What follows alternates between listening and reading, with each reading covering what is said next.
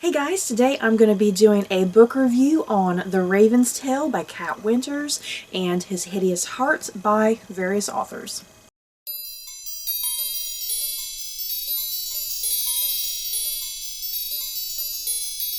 So yeah guys, I have two book reviews for this video, both of them Edgar Allan Poe related and themed. Like I said, The Raven's Tale by Cat Winters and His Hideous Heart by various different authors. So yeah, for both of these reviews, no spoilers for either one, so continue to watch freely as you wish. So yeah, jumping right into The Raven's Tale by Cat Winters. The Raven's Tale by Cat Winters follows a 17-year-old Edgar Allan Poe who is trying to achieve his dream of becoming a famous writer. His foster father is a hindrance, and he wants Edgar to put an end to his dreams and fantasies. Then one day, a mysterious young woman by the name of Lenore springs into being in Edgar's life and announces that she is his muse. A muse is seen as a dangerous thing in the eyes of Edgar's foster father, but Edgar is willing to sacrifice anything to keep Lenore and produce the poetry and tales that demand to be written. So, anyone who knows me knows that I am an avid Edgar Allan Poe fangirl, so of course I saw the premise for this. Of course I was pretty thrilled and excited to get my hands on this, but I kind of went into it wary not to expect too much, you know. And I liked the premise of this. That was what enticed me the most. I liked the idea of a 17-year-old Edgar Allan Poe as he is beginning to write his poetry and his short stories. And yeah, just out of nowhere, a woman appears from his imagination, Lenore. If you've read Poe, you know that Lenore is in one of the short stories. Or Lenore is who the protagonist is mourning in The Raven. So I liked that idea. I liked the idea of a young Poe and this origin story for the character of Lenore, and then origin story for the very, very popular poem The Raven. That was just what instantly really grabbed my attention. For the most part, I did like the book. I did like it. I didn't hate it entirely. I guess I was just more disappointed more than anything. Like I said, I tried not to go into it with too terribly much of high hopes, because I knew this was more of a young adult telling of Edgar Allan Poe, and that there would be more, you know, liberties taken. But for the most part, I did enjoy what Cat Winters did. I think her writing was fine. I mean, her writing wasn't mind-blowing to me. I've seen people sit and review her books and I'm like, oh my god, her writing is so mind-blowing, and I didn't really experience that same thing, unfortunately, but the writing was fine. The pacing was really good, I think. Fortunately, I was never bored. That's a good thing. I was never bored. I never was sitting here reading this going, is this getting anywhere? I'm bored. So the pacing was really good, I think. Like I said, it was the premise that initially grabbed me and what I was the most interested in, but it was also, unfortunately, the premise that ended up frustrating me the most.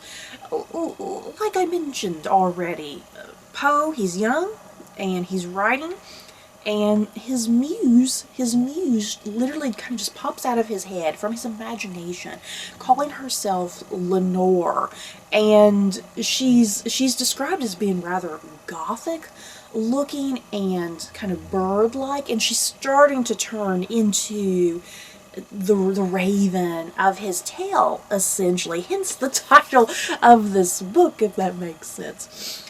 And the thing is, what I was expecting, especially when I originally read the premise, I expected Lenore to not really be a thing of flesh and blood. I was expecting her to simply be Poe's imagination. I was expecting her to be some almost sort of a physical manifestation of his imagination, but not really. Like, I was thinking that he would be able to see Lenore, but other people would not be able to see her, if that makes sense.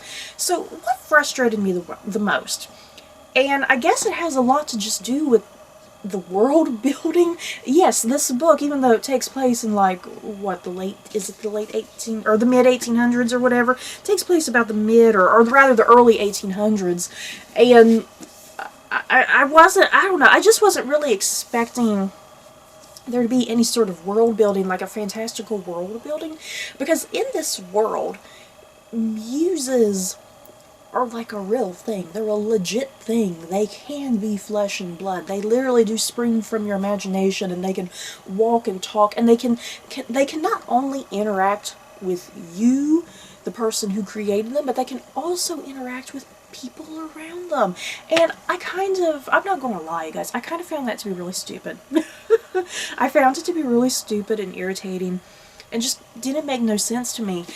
Because, yeah, Lenore, she does. She pops into being, and, yeah, she has full-blown conversations with, like, Poe's dad and other characters in Poe's life. And, yeah, muses, everybody in this world of Cat Winter's story, everybody can have a muse.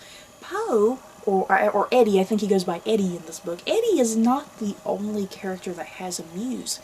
It's revealed, like, his foster father had a muse, his mother had a muse,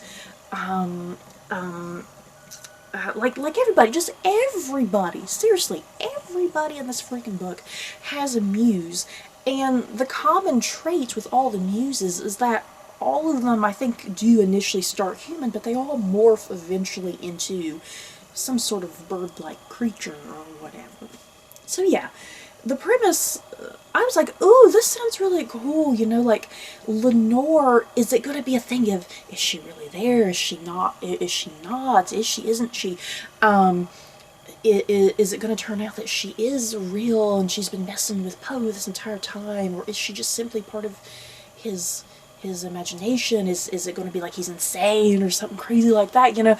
I was waiting for something like that, but no, the muses are legit people kind of running around, and they have feelings and thoughts, and they can interact with people, and like I said, it was just kind of stupid to me and kind of disappointing, because I wanted the idea of a muse to be more symbolic and metaphorical, and, you know, more subtlety to it and more vagueness, kind of you, the reader, wondering the whole time, you know, the legitimacy of Lenore, if that makes sense.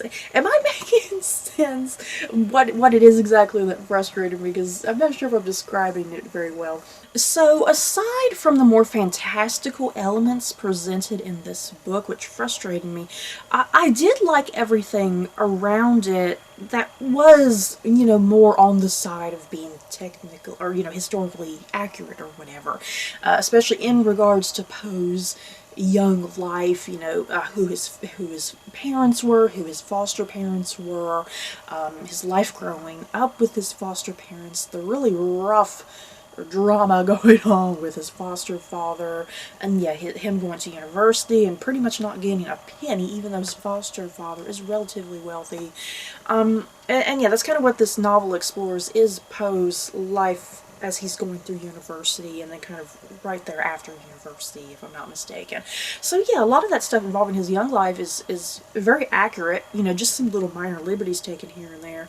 And yet this supernatural entity of, you know, of the muse kind of being thrown in there, this inspiration for Poe, and how his poetry and his short stories develop and whatnot. So yeah, I was fine with all the historical details, obviously. I really enjoyed all that in particular, and it's like I almost wish the story was more focused on that. So yeah, I'm not quite sure how to recommend this. If you're not very familiar with Poe, this might be something you want to look into and kind of get introduced to Poe's early life. But yeah, for the most part, this book was fine. I liked it. But yeah, I did just have problems with the whole idea of a muse and how literal it was taken. I would have preferred, like I said, I would have preferred something a bit more metaphorical and symbolic or whatever. So yeah, enough of the Raven's Tale. Let's move on to my review of His Hideous Heart. His Hideous Heart is a compilation of short stories retelling classic tales by Edgar Allan Poe. And just to give you guys a quick rundown of what those short story retellings are, first up is Metzengerstein, The Oval Portrait, The Telltale Heart, The Purloined Letter, Hop Frog, The Fall of the House of Usher, The Murders in the Rue Morgue, Annabel Lee, The Cask of Amontillado, The Mask of the Red Death, The Pit and the Pendulum, The Raven, and Ligeia. Once again, I'm a Edgar Allan Poe fangirl. I jumped on this book, and it is, like I said, just a short story compilation retelling Poe's classic short stories, and each one has a different author. And the great thing about this edition is that the retellings are in the first half of the book, and then Poe's original stories are in the second half of the book. And the way I recommend you read this book, how I personally would recommend you read this book, because I wish this book was reversed. I wish Poe's original stories were in the first half and then the retellings, because that's how I was reading this book. Because I am very familiar with Poe's his poetry and his short stories. I'm familiar, but yeah, a lot of them I've not read in a very, very long time, and I wanted to be able to compare. You know, I wanted to be able to compare the original to the new updated retelling. So for me personally, I reread the originals, kind of got a refresher of what they were about and what was going on, so that way when I was reading the retelling, I would be able to pick up very quickly on what each of the authors, what they were kind of drawing from, what was their particular inspiration, what was it that was appealing to them, what was it that was kind of drawing the idea of, I want to pull this thread and drag it forward, or whatever, you know. And you guys, I feel like this whole video is just me kind of being very negative, but why do I want to sugarcoat my opinions for these things? This was just not very impressive to me. I'm very disappointed to say that this whole compilation was not very impressive to me. I was more than disappointed. You guys, I was more than disappointed with this book. There was just a lot about these short stories that I kind of kept rolling my eyes, and I was like, oh god, these are just so stupid, and they are not appealing to me whatsoever. What makes Poe's original stories so captivating and intriguing, and why we continue to read them to this day? You know, he had such a great way with language and words, and he really knew how to build suspense and tension. And it's so undescribable, you know, it's undescribable what Poe did with his stories. It's just, when you read his stories, you get such a mood and a feel and an atmosphere, and you are just so deeply immersed in it. And yeah, none of these authors truly managed to capture what is so specifically special about Poe, if that makes sense. It's like these retellings, they were just that. They were retellings for the sake of having retellings without really truly being something special within themselves, you know what I mean? Yeah, there were only a few, quite honestly, that really stuck out to me. And yeah, what was also frustrating is that these authors, for the most part, weren't really trying to do or say anything new, in my opinion, because for some of them, you know, because they all pretty much take place in a more updated setting, you know, because his stories take place in the 1800s, and for the most part, all of these, there's a couple that have a historical setting, but for the most part, they are more modern. And, I mean, that was kind of just it. They were placed in a modern setting, and they were kind of just retelling the story page by page without incorporating much of anything new other than a modern day setting. And seriously, do not get me started on the retelling of The Raven. Shall I show you what The Raven looks like in this book? Let me show you. This is what The Raven looks like. This is just absolute garbage to me. I know that may be kind of rough of me to say, but this is just garbage to me. And laziness, pure laziness. And the attempt at having a retelling here was just blocking out some of the words, and then every so often a word would be there and it would tell a story. That was just stupidity to me. Stupidity and garbage and laziness, and I didn't get it. I simply did not get what the point was of blocking out lines and then just forming a story from what remained, what letters remained. I didn't get it. Sorry, I didn't get it. And then some of the stories, it's like there might have been something interesting going on, but I kept kind of drifting in and out of boredom with some of them, and I'd find myself going, wait, what's going on? I don't entirely understand what the premise of this, what the setup is. Alas, not everything was utter garbage, though. I'm sorry if I'm offending everybody, but to me this was just garbage, you guys. But yeah, not everything was garbage. One of my top favorite stories, if I had to pick one story, I really loved the retelling of The Pit and the Pendulum. You know, in the original story, a guy is captured during the Spanish Inquisition. He's in this mysterious prison, and he's not really sure what the hell is going on, and you, the reader, don't really know what's going on either, other than he's just being tortured for the sake of being tortured. And what the author does with The Pit and the Pendulum, they update the story, and it's a kidnapping story. It's a young woman. She's kidnapped from her way out from work, and she's held in like somebody's house, like their garage or whatever, and she's tortured physically and mentally, and I just really liked that story because it really had nothing to do with The Pit and the Pendulum at the end of the day. But what I liked about it is that you could pick out those little nuances. You know, you could pick out those little bits of inspiration that the author was like, oh, I really liked what Poe did here. I'm going to kind of incorporate this here and do something a little bit different with it, you know? And that's what I was looking for. You know, that's what I was looking for with these short stories, was for the authors to take little bits and pieces of inspiration, but not totally, you know, like just page by page retell the story. You know, I was wanting a little something different. And yeah, I like the idea of a young woman being kidnapped and tortured, and oh, you know, that sounds terrible, you guys, that sounds terrible, but I liked the idea and the premise of it and how it worked and functioned in this retelling. And it did. It was something that was like relatable, you know. You see this all the time on the news at the end of the day. A young woman has been mysteriously kidnapped. Is she gonna live or is she gonna die? You know, that whole spiel. So I liked that whole thing, and yeah, that uncertainty, because yeah, I had no idea. I was like, oh my god, is she gonna live or is she gonna die? And I was absolutely gripped and hooked, page after page.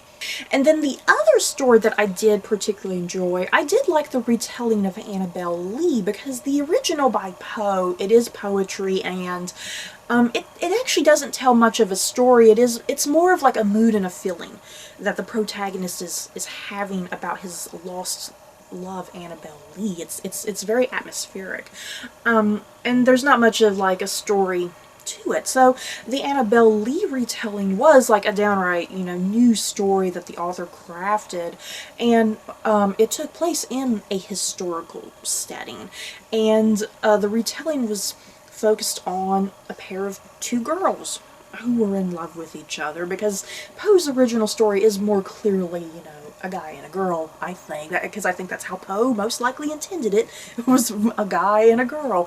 So I really liked that retelling of Annabel Lee, really changing it up with a forbidden romance between two teenage girls, and the tragedy and heartbreak and sorrow that kind of comes from that. If you've read the original Annabel Lee, you know where it's going. So yeah, the retelling of The Pit and the Pendulum, Annabel Lee, I really love those. I love the creative takes on those. And then I think the retelling of The Fall of the House of Usher had some potential. But unfortunately, I think that would have actually made for a full-length book. You know, there were a couple retellings that I kept thinking to myself, you know, a short story is not doing this justice because it seems like there's a lot here. There's a lot that needs to be said, there's a lot of world building, and they would actually benefit from a full-length novel instead of something that was only maybe 15-20 pages. And that's how I felt about the retelling of The Fall of the House of Usher, because that retelling was really wacky and weird and crazy and almost rather futuristic, and I didn't quite understand it, but I kept thinking to myself, if this was more expanded, I would totally read a whole book about this. So yeah, overall, I was not particularly impressed with this volume. There was just a very small scattering of stories that I did particularly enjoy with this, so I'm not really quite sure how to recommend this. I mean, I guess I would recommend this if you are a very young reader trying to get into Poe, and the best way for you to get into Poe, for you to relate, is probably to read the updated versions and then go back and read his stories and, you know, make up your mind. What do you prefer? Hopefully you prefer Poe's original stories. And you know what? I'm actually kind of surprised the things like the Black Cat. I'm very surprised the Black Cat was not retold, because I feel like that would have been a nice commentary on animal cruelty and animal abuse, you know? I'm very surprised no one picked that. And then I'm also very surprised the system of, is it Dr. Tar? Yeah, the system of Dr. Tar and Professor Feather. I'm also very surprised that wasn't retold, because that one takes place in a lunatic asylum, and I feel like that could have had a nice retelling in a modern day setting. You know, commentary on mental health and mental health issues and whatnot, you know. So yeah, you guys, I'm very disappointed in this book. So you guys, that is it for my review of these two Edgar Allan Poe themed books. In the comments below, have you guys read these books? Do you plan on reading them? Do you agree or disagree with my opinions? I had some pretty harsh negative things to say about both of them, but I'm not going to apologize about that. I'm not going to sugarcoat my feelings. So that is it for this video. Don't forget to like, comment, and subscribe. And if you guys liked this video, you may like these other reviews. Bye guys.